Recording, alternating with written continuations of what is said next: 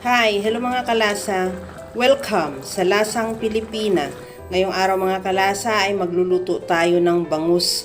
Gagawa tayo ng ginataang bangus. Talaga, ito lang. Sabaw ko lang.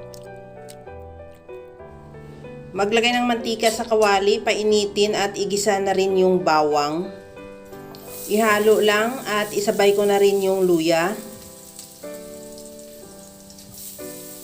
Ihalo lang din hanggang sa maglabas ng aroma.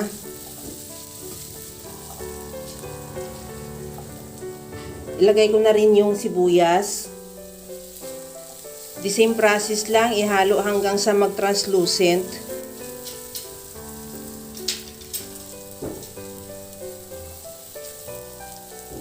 Ilagay ko na rin yung kamatis. Ihalo lang din hanggang sa maluto yung kamatis.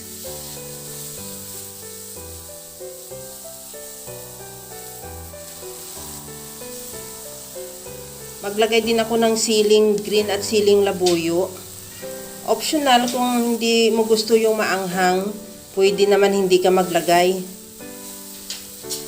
At lagyan ko na yan ng gata.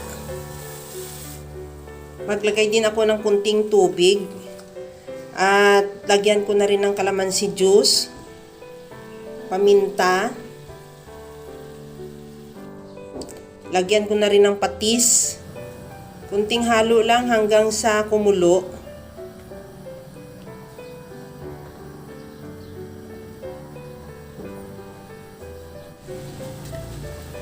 At sa puntong ito, ilagay ko na yung bangus.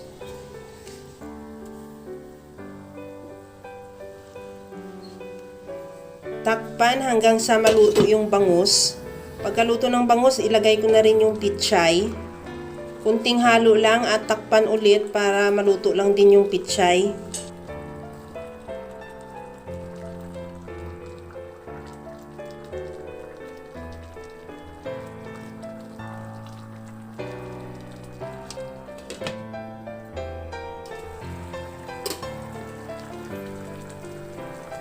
At tikman ko na rin kung okay na yung timpla niya. Kung halimbawa kulang pa yung timpla niya, pwede either magdagdag ka ng patis or asin.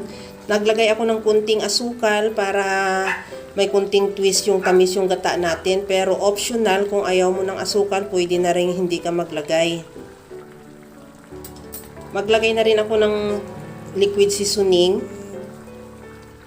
At pagkatapos niyan, okay na yan. Mag-garnish na lang ako ng spring onion at ready to serve na yan yung ating masarap na ginataang bangus. Kaya mga kalasa, kung nagustuhan mo yung ating video, please like na lang at pakishare na rin sa inyong mga friends. At kung bago ka pa lang sa aking channel, subscribe na at i-click mo na rin ang bell button para sa mga notification. Kasi pa lang, okay na. Okay na tong ating ginataang bangus. Hanguin na lang natin at ilagay sa ating serving plate. Kaya mga kalasa, alam ko, kayang-kaya mo rin itong gawin. Kagaya lang lagi sa sinasabi ko na wala namang hindi marunong magluto basta sa simpleng paraan lang. Hanggang sa muli mga kalasa, thank you for watching. Bye-bye! Sarap. Sarap talaga. Tikman na natin, napakasarap at napakalinamnam ng bangus.